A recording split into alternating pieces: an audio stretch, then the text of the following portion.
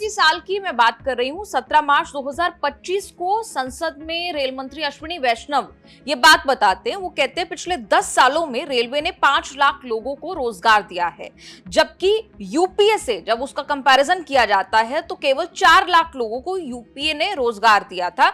ऐसा संसद में स्टेटमेंट दिया जाता है और उन्होंने कहा कि इस समय 1 लाख लोगों को रोजगार देने की प्रक्रिया चल रही है।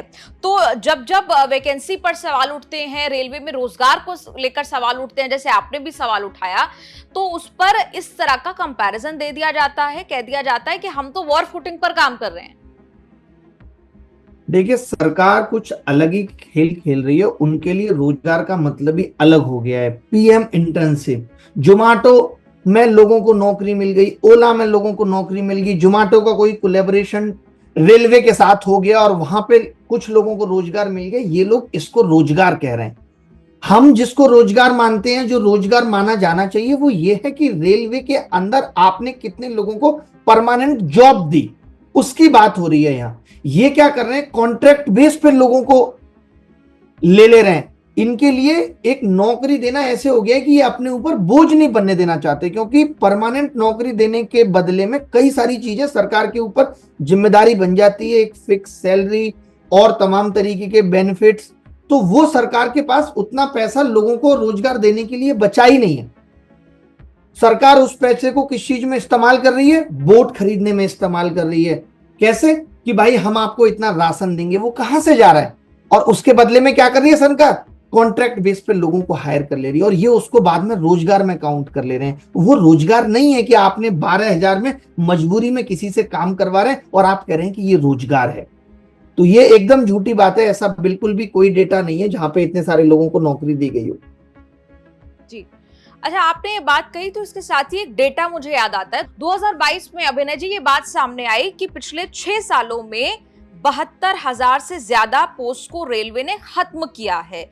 यानी वो पोस्ट जो है वो इररेलेवेंट हो गई हैं और उसका कारण बताया गया डिजिटलाइजेशन को, कि आधुनिकीकरण हो गया है, मॉडर्नाइजेशन हो गया है और इसलिए 72,000 पोस्ट को खत्म किया जा रहा है। बात 2022 में आई, क्या कहेंगे आप इस पर?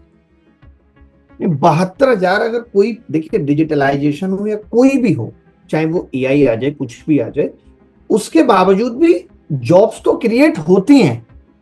अब एक तरफ इन्होंने ये कहा है और एक तरफ अगर आप देखेंगे, आजकल आप जितने भी वीडियो देख रही हैं, आपने देखा होगा, कल आपने राकेश सर से भी बात की तो उन्होंने भी दिखाया होगा कि रेलवे ने खुद कहा कि 2.7 लाख पद खाली हैं।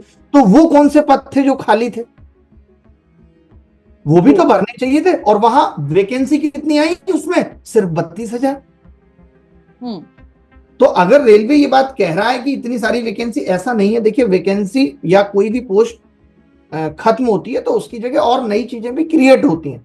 ऐसा नहीं है। आज रेलवे की आप देखिए, वेबसाइट ठीक से काम नहीं करती, तो इनको, आपको नहीं लगता कि रेलवे को अच्छे इंजीनियर्स रखने चाहिए, अच्छा वेबसाइट मैनेजमेंट होना चाहिए? आज रेलवे में टिकट लेने के लिए बंदा लकी सोचता है कि यार लकी ड्रॉ टाइप का है, टिकट मिलेगी या नहीं मिलेगी। आज आप देखिए 2-2 3-3 महीने की वेटिंग चल रही है। आप एक तरफ कह रहे हैं हम नए ट्रैक बिछा रहे हैं, हम नई रेल लेके आ रहे हैं, फिर भी लोगों को हम अकोमोडेट नहीं कर पा रहे हैं, फिर भी हम लोगों को ठीक समय पे नहीं पहुंचा पा रहे हैं। तो कहीं ना कहीं लोगों की कमी तो है ही। रेलवे कौन सा बहुत अच्छा चल रहा है, दिन पे दिन खराब ही हो रहा है और कोई अकाउंटेबिलिटी है ही नहीं किसी की कि कभी रेल मंत्री आके कहें कि ये ट्रेन हादसा हो गया, अब आगे से मैं इस चीज की जिम्मेदारी लेता हूं कि आगे आने वाले वक्त में ऐसा नहीं होगा। एक्चुअली क्या है, हम लोगों ने इनको माफ कर करके क्या कर दिया ना, इतना रिजिड बना दिया है कि अब इनको फर्क नहीं पड़ता। आप ट्विटर कैंपेन कर लीजिए, तो ट्विटर कैंपेन से भी इनको फर्क नहीं पड़ता। इनको लगता है ठीक है, 1-2 दिन चीजें वायरल होंगी, उसके बाद कुछ नहीं हो।